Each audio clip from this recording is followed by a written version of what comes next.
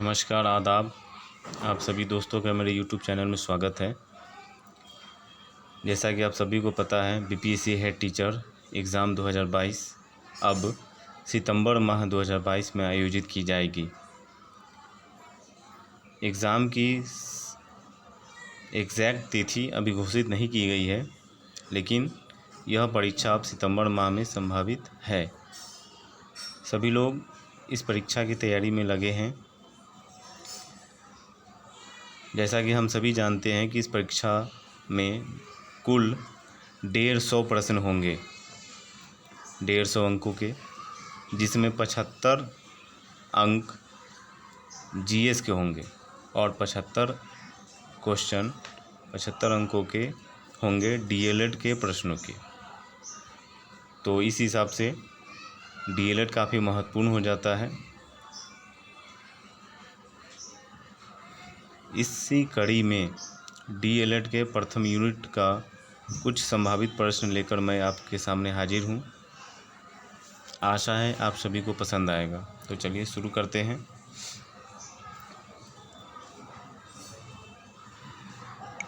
पहला प्रश्न है,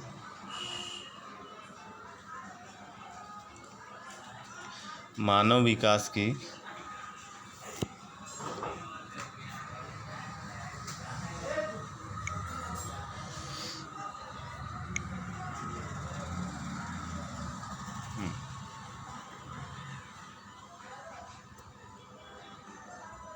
पहला प्रश्न है, मानव विकास की सर्वाधिक महत्वपूर्ण अवस्था क्या मानी गई है?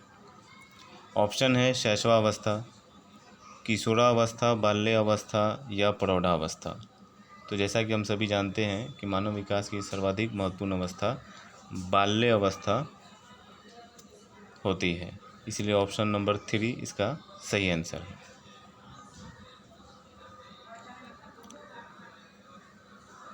अब हम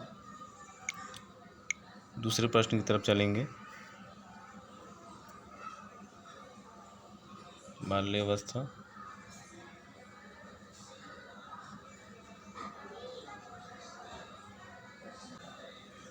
दूसरा प्रश्न है, बच्चे के जन्म के प्रारंभिक 2 वर्ष क्या कहलाते हैं? शैशवावस्था, प्रारंभिक बचपन अवस्था, उत्तरा बचपन अवस्था या पूर्व किशोरावस्था। तो इसका सही आंसर हो जाएगा शैशवावस्था। बच्चे के जन्म के जो प्रारंभिक 2 वर्ष होते हैं वे शैशवावस्था कहलाते हैं। तीसरा प्रश्न है, 6 से 12 वर्ष की आयु में कौन सा विकास न्यूनतम होता है? सामाजिक विकास, नैतिक विकास, बौद्धिक विकास, उपर्युक्त सभी। इसका सही आंसर हो जाएगा उपर्युक्त सभी। 6 से 12 वर्ष की आयु में बालक में सामाजिक विकास, नैतिक विकास, बौद्धिक विकास, उपर्युक्त सभी, ये सभी विकास होते हैं।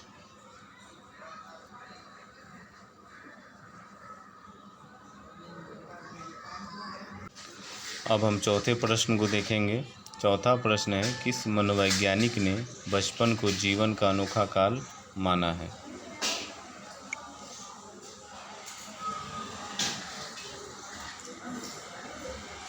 किस मनोवैज्ञानिक ने बचपन को जीवन का अनोखा काल माना है? जीन पियाजे, वाइगोत्स्की, कोल एवं ब्रूस, सिगमंड फ्रायड। तो इसका सही आंसर हो जाएगा कोल एवं ब्रूस।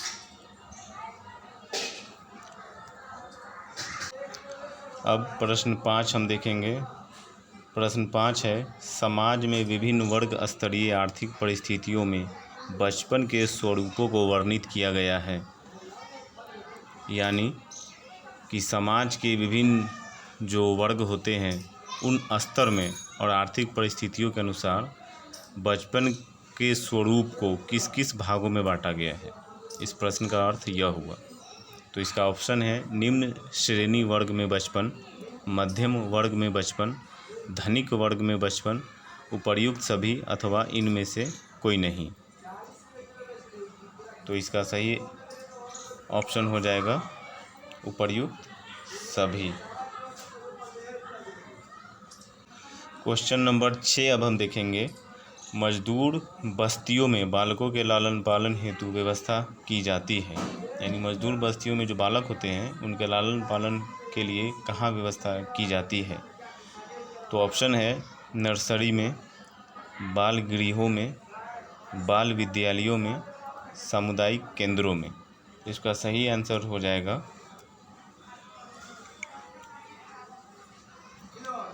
बाल गृहों में। ऑप्शन नंबर 2 इसका सही ऑप्शन। क्वेश्चन नंबर 7 हम देखेंगे। संस्कृति के प्रकार हैं भौतिक संस्कृति, अभौतिक संस्कृति, उपर्युक्त ए और बी दोनों, इनमें से कोई नहीं। इसमें संस्कृति के प्रकार पूछे गए हैं। संस्कृति 2 प्रकार की होती है, भौतिक और अभौतिक, तो इसीलिए इसका सही आंसर हो जाएगा उपर्युक्त ए और बी दोनों। प्रश्न संख्या 8 है। प्रारंभिक बचपन की अवस्था क्या है। ऑप्शन है 7 से 8 वर्ष, 6 से 10 वर्ष, 1 से 2 वर्ष, 9 से 12 वर्ष। तो इसका सही आंसर हो जाएगा 7 से 8 वर्ष। ऑप्शन नंबर 1 7 से 8 वर्ष ये प्रारंभिक बचपन की अवस्था है। प्रश्न संख्या 9 अब देखेंगे। सेंचुरीज ऑफ चाइल्डहुड नामक पुस्तक के लेखक कौन हैं। ऑप्शन है Max Weber, Philip Ariès, Steinberg, Kincheloe. बहुत ही बढ़िया प्रश्न है। सेंचुरीज ऑफ चाइल्डहुड नामक पुस्तक के लेखक के बारे में पूछा गया है, तो इसका सही आंसर हो जाएगा फिलिप एरिस। इन्होंने सेंचुरीज ऑफ चाइल्डहुड नामक पुस्तक लिखी थी। बढ़ते हैं अगले क्वेश्चन की तरफ। क्वेश्चन नंबर 10 है। संविधान के किस अनुच्छेद में 6 से 14 वर्ष की आयु समूह के बालकों हेतु निःशुल्क शिक्षा का प्रावधान किया गया है। अनुच्छेद 19A, अनुच्छेद 21A, अनुच्छेद 39B, अनुच्छेद 45B। तो इसका सही आंसर हो जाएगा अनुच्छेद 21A। संविधान के आर्टिकल 21A में 6 से 14 वर्ष की बालकों के लिए निःशुल्क शिक्षा का प्रावधान किया गया है, जिसे हम राइट टू एजुकेशन RTE के नाम से भी जानते हैं। प्रश्न संख्या 11। संविधान के अनुच्छेद 24 में कितनी आयु तक के बालकों हेतु जोखिम वाले कार्य से सुरक्षा के अधिकार का प्रावधान किया गया है। ऑप्शन है 8 वर्ष, 12 वर्ष, 14 वर्ष, 16 वर्ष। तो जैसा कि हम सभी जानते हैं कि 14 वर्ष तक के बालकों को जोखिम वाले कार्य से मनाही की गई है संविधान के अनुच्छेद 24 में, तो इसका सही आंसर हो जाएगा ऑप्शन नंबर 3 14 वर्ष। अब प्रश्न संख्या 12 को देख लेते हैं। बच्चों का प्रमुख अधिकार है सहभागिता का अधिकार, जीवन एवं विकास का अधिकार, निःशुल्क प्राथमिक शिक्षा प्राप्ति का अधिकार, उपर्युक्त सभी अथवा इनमें से कोई नहीं। तो बच्चों का प्रमुख अधिकार क्या हो सकता है। सहभागिता का अधिकार, ये तो सही है। जीवन एवं विकास का अधिकार, ये भी सही है, बच्चों को जीवन और विकास का अधिकार मिलना चाहिए। निःशुल्क प्राथमिक शिक्षा प्राप्ति का अधिकार, ये भी सही है। तो इसलिए उपर्युक्त सभी ऑप्शन नंबर 4 इसका सही आंसर होगा। प्रश्न संख्या 13 अब देखेंगे। निम्न में से कौन सा युग्म सुमेलित नहीं है। बाल विवाह निषेध अधिनियम 1929, बाल अधिकार संरक्षण आयोग 2005, अनैतिक व्यापार रोकथाम संशोधन अधिनियम 1956 और किशोर सुरक्षा आयोग 2009। तो ये उपर्युक्त 4 जो कानून हैं और उनके साथ ही उनके पारित होने का वर्ष भी दिया है कि ये कानून किस वर्ष पारित हुए थे। तो इसमें हमें ये बताना है कि कौन एक सुमेलित नहीं है, यानी वो सही नहीं है। तो इसका सही आंसर हो जाएगा ऑप्शन नंबर 4, किशोर सुरक्षा आयोग 2009 में नहीं बना था, ये गलत है, बाकी सब सही है। अब क्वेश्चन नंबर 14, बाल संबंधित कानूनी प्रावधान नहीं है। बच्चों का लैंगिक अपराध से संरक्षण, बाल अधिकार समिति की निश्चयात्मक टिप्पणियाँ, बच्चों की भागीदारी एवं अधिकार और किशोर न्यायालय। इसमें हम ये बताना है कि कौन बाल संबंधित कानूनी प्रावधान नहीं है। बताइए क्या होगा इसका सही आंसर। तो इसका सही आंसर है बच्चों की भागीदारी एवं अधिकार। ऑप्शन नंबर 3 ये बाल संबंधित कानूनी प्रावधान नहीं है। अब क्वेश्चन नंबर 15 हम देखेंगे। जनगणना वर्ष 2011 के अनुसार भारत में अनुसूचित जाति जनसंख्या का कुल प्रतिशत कितना है। ऑप्शन है 12%, 14%, 16.66%, 19%। तो इसका सही आंसर हो जाएगा 16.66%। यानी जनगणना वर्ष 2011 के अनुसार भारत में अनुसूचित जाति की जो जनसंख्या है उसका प्रतिशत 16.66% है।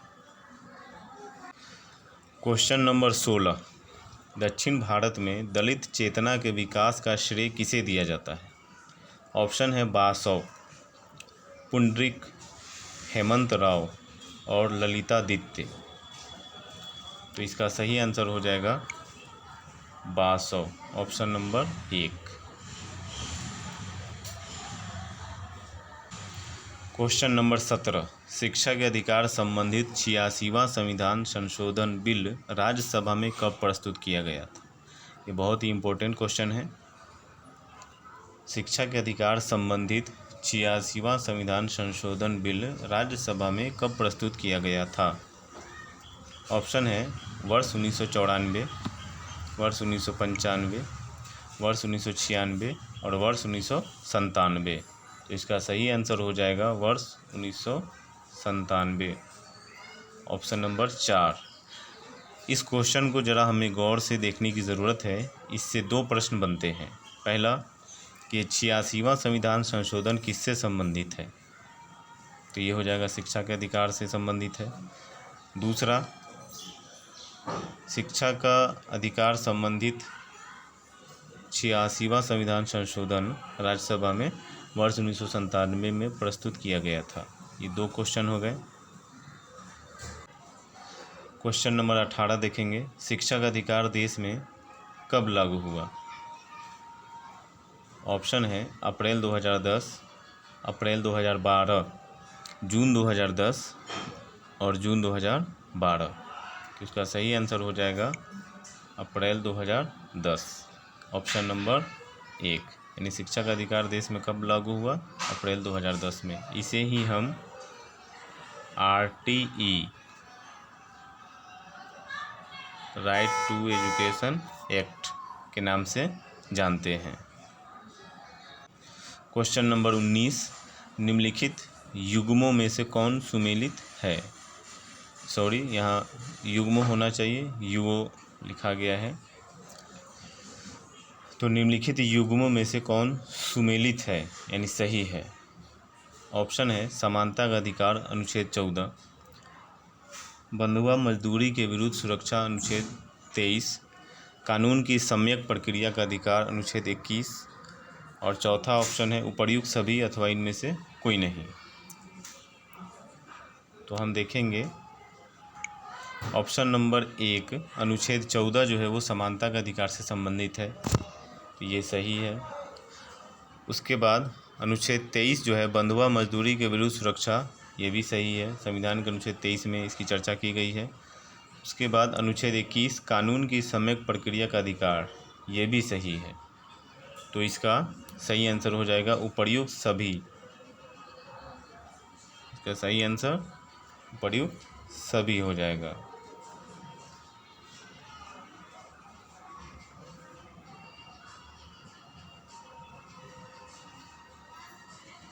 अब चलते हैं क्वेश्चन नंबर 20 की तरफ। क्वेश्चन नंबर 20, निम्न में से क्या वंचित वर्गों की प्रमुख समस्या नहीं है।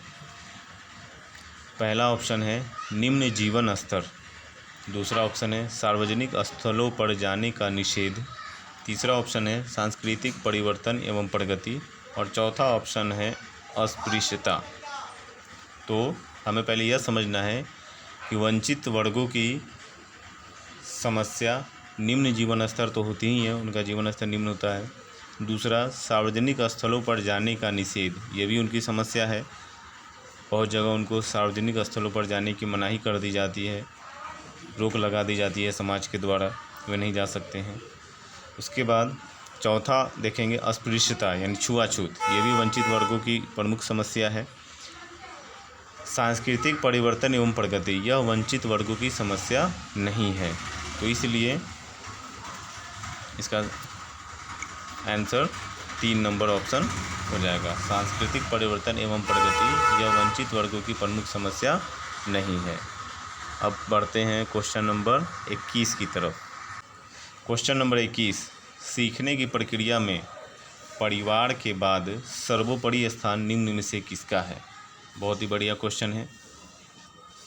परिवार जो होता है वो बच्चे की प्रथम पाठशाला होती है और बच्चा वहीं सीखता है, और परिवार के बाद दूसरा स्थान किसका आता है?